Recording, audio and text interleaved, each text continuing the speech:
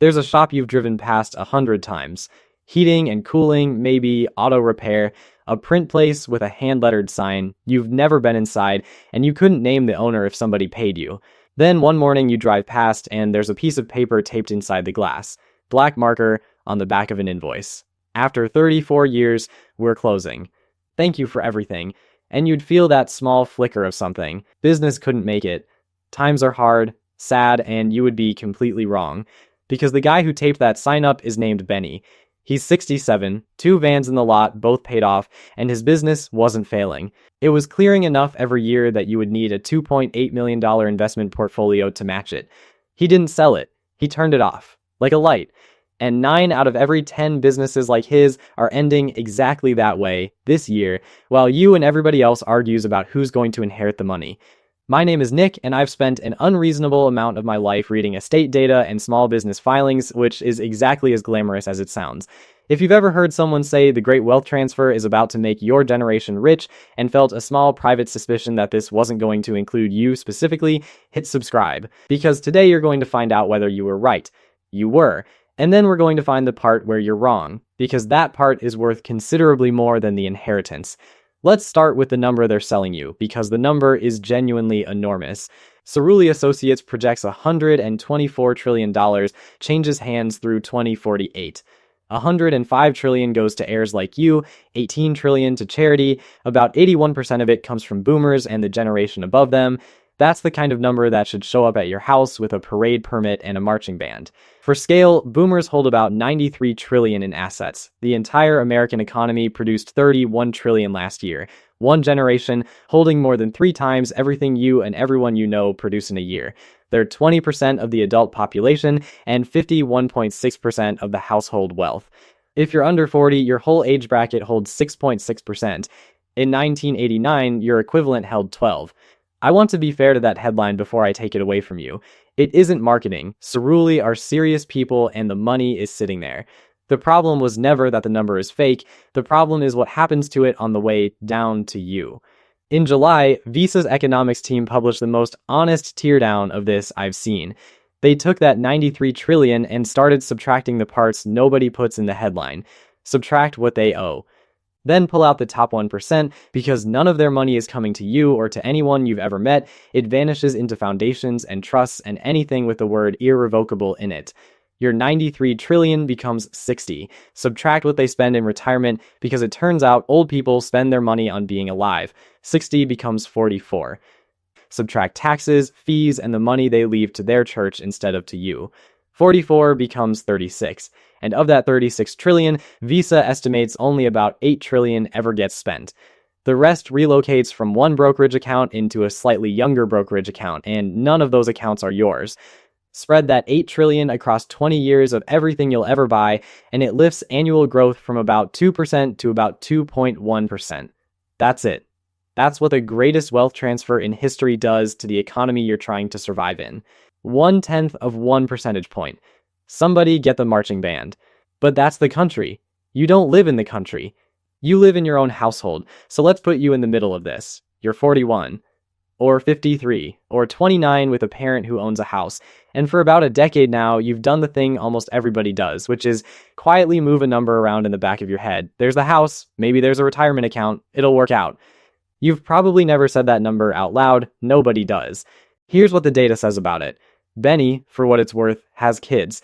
They don't know which side of this they're on either. Only about 30% of American households ever receive an inheritance. Not this decade. Ever, 7 out of 10 of you get nothing at any point for your whole life. And if you're one of the 3, the median age you receive it is 58, not 25. 58. You get the money at the exact age where you can already see retirement from your own porch. Then there's how much. Headlines will tell you the typical inheriting household is in line for $515,000. That's a real calculation by serious people. It's also an average, which makes it true the way the average human being has slightly fewer than 2 legs. Run the real numbers instead. If you get one at all, the median is about $69,000. The top 1% average around $719,000. The bottom half of everyone who receives anything averages about $9,700. And here's the one that should reframe your entire relationship with this subject. Of the 44 trillion projected to reach heirs, households in the 90th to 99th percentile take about 34 trillion, 77%. If you're in the bottom half, your entire half splits about 500 billion, 1.2%, half the country, 1% of the money. Roughly 75% of everybody who inherits here is already in the top 10% of net worth, which statistically is not you. This isn't a lottery you might win, it's a hereditary system with excellent public relations. Now, I can hear the reasonable objection. Fine, Nick, but there's a house in my family that's owned outright, so surely I'm on the good side of that math. Let me walk you through what's standing between you and it. Long-term care first, and this is the one you have never actually run the numbers on. A private room in a nursing home runs a national median of $355 a day. That's $129,000 a year out of the number you've been carrying around. Semi-private runs about $115,000, assisted living $74,400, and Medicare does not cover long-term custodial care. Medicaid covers it only once the assets are essentially gone. Benny has a house too and 2 paid-off vans and a number he never told his children. So, the house you've been quietly counting on has a second bidder. And that bidder is a facility with a hummingbird feeder outside the window and a very patient billing department. Then debt, which is never what you picture when you picture a paid-off house.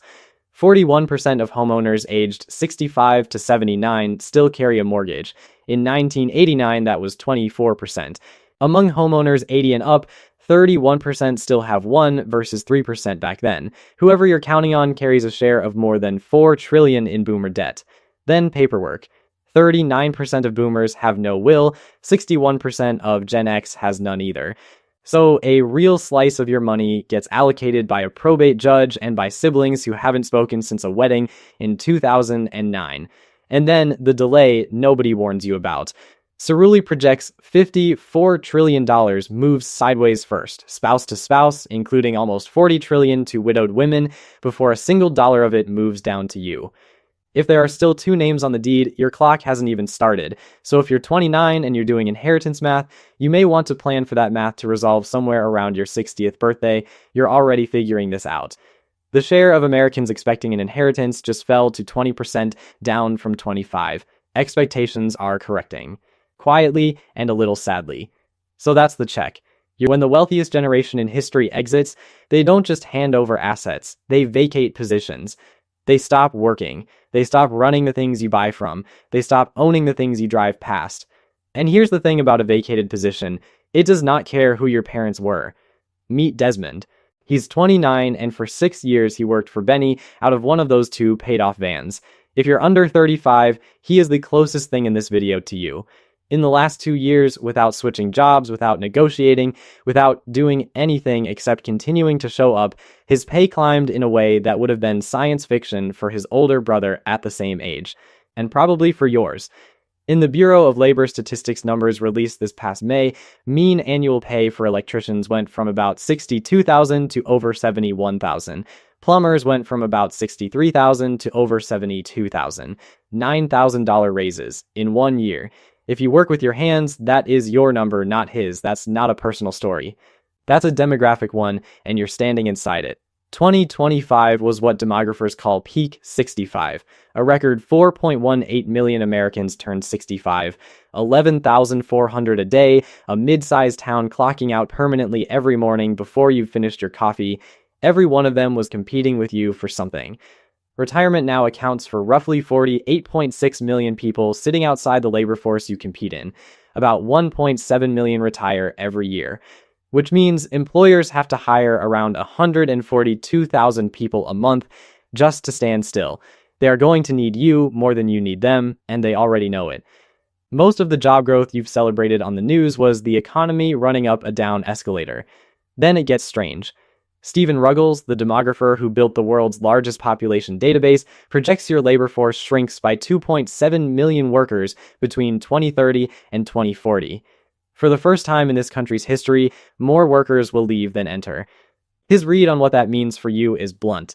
Fewer people competing against you for work means your wages rise, your bargaining position improves, and inequality narrows.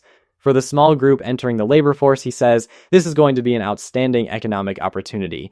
Nobody handed Desmond anything, the math simply started bidding for him. The way it is about to start bidding for you. And construction was short something like 439,000 workers while it did.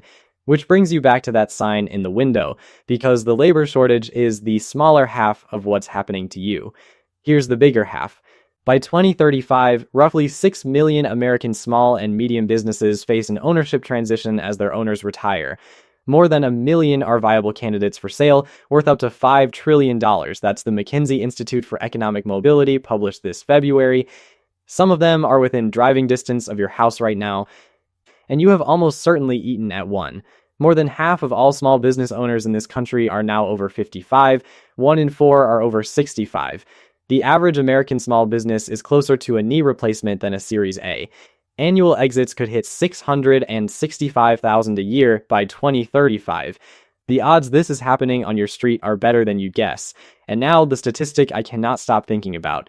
92% of small business exits in America happen through closure.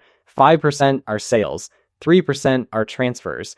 Congratulations, everybody. We have built an economy so efficient it deletes several 100,000 profitable businesses a year rather than fill out the paperwork to hand one over. Because that's what this is. Not failure, closure, businesses with your neighbors as customers, contracts on file, vans in the lot, switched off because the owner turned 67 and nobody showed up. Project Equity counts about 2.9 million of them, with owners over 55 employing 32 million people. Half of those owners have no succession plan at all, and you have almost certainly bought something from one of them this month. Desmond didn't know any of this was possible, by the way. Nobody hands the guy in the van a copy of the McKinsey report. If you've ever wondered what a wealth transfer you can actually reach looks like, it looks like a handwritten note taped inside a window. So let's run Benny's numbers since I promised them to you. The median American small business that changes hands sells for about $350,000, less than a starter home in most of the metros you'd actually want to live in. Median cash flow, everything one working owner pulls out, is about $165,000 annually. They sell at about 2.7 times that. An SBA 7A loan will finance up to about 90% of it for you. So on a $350,000 business, your equity injection is about $35,000. Under current rules, up to half of that can come from a seller note on standby, 90% financing, which is a phrase your bank will never once use about a house. So $35,000 of your money down, $315,000 borrowed at roughly 10.5% over 10 years. Your payment is about $4,250 a month, $51,000 a year in debt service, which is less than you'd owe on the house you can't buy. That $165,000 in cash flow minus $51,000 in debt service leaves you about $114,000 a year. To pull that same $114,000 out of an index fund at a 4% withdrawal rate, you would need $2.8 million saved, which at the median American savings rate, you will have finished accumulating shortly after your funeral. That was Benny's number. That's what was sitting on the other side of the door you drove past.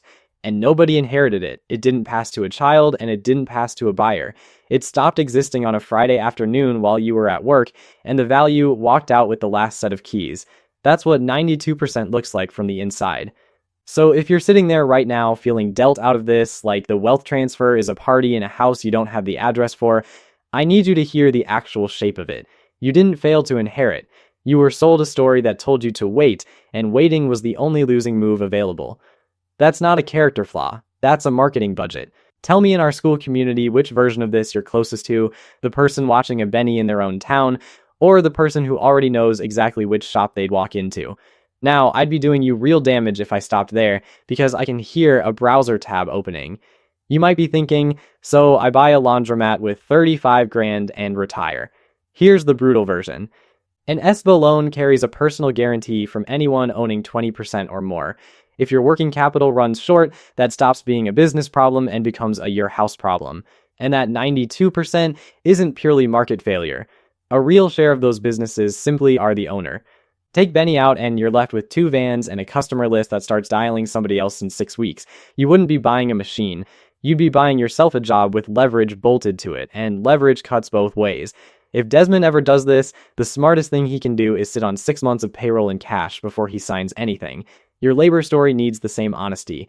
Ruggles is describing a projection for the 2030s, not a receipt. Immigration could change it, automation could change it, and plenty of boomers are unretiring. By 2030, nearly 9.5% of the workforce is expected to be 65 or older, which is a polite way of saying they're declining to leave the stage on schedule. And somebody always wants to talk about housing at this point, so let's. That's the most contested piece of this. Freddie Mac surveyed 3,000 boomers, and 2/3 of the ones planning to move said they'd downsize. A realtor's survey of 170,000 buyers found them buying bigger instead. Both are real, and neither one helps you. When those homes arrive in volume, they arrive in Pittsburgh, Cleveland, Buffalo, Detroit, New Orleans, places already affordable, not the metros where you actually need one. So no, none of this hands you a cheap house in Denver. Set that down. But one housing channel is already working, and it's the quietest number in the file. 2/3 of boomers say they'd rather enjoy their money or watch you enjoy it while they're still here. Only 1/3 want it preserved for after they're gone, which means your odds are better while they're alive than in the will. You can see the result. 1 in 4 millennial homeowners got down payment help, and 26% say they couldn't have bought when they did without it. That's not an inheritance. That's a transfer that happens at a kitchen table while everyone involved is still breathing, and it reaches you at 32 instead of 58. That conversation with whoever you'd have to have it with is worth more to you than the will is. Which brings me to the thing I actually wanted to tell you. The story you were sold is that a wave of money is coming and you should position yourself to catch it. It's mostly false, and it costs you because it teaches you to stand still. Underneath it is a true story nobody is telling you, and it is better for you. The richest generation in history isn't just leaving money behind, they're leaving vacancies. In the labor market, where scarcity is doing something to your wages that no negotiation of yours ever could. In ownership, where profitable businesses get switched off by the hundreds of thousands because the only qualified buyer nobody thought to ask was Desmond 6 years in, sitting in the passenger seat of the van the whole time. And at the kitchen table you've been avoiding, where help now beats an inheritance later by about 26 years. None of it requires you to be born to the right family. All of it asks is that you're awake at the right moment. I'm not a financial advisor, and this isn't financial advice. Buying a business, taking on debt, changing trades, those carry real downside for you. And deserve more scrutiny than one video from a guy who reads estate filings for fun. Talk to people who lose something when they're wrong about you. But I leave you with this, and I'd like to hear your answer in our school community. You've been asking the wrong question. It was never what am I going to inherit? It's this, within 20 miles of where you're sitting right now. What is about to get turned off, and is anybody planning to be there when it happens? Benny's sign came down about a month later. The vans sold separately. The customer list just evaporated. You could have walked in.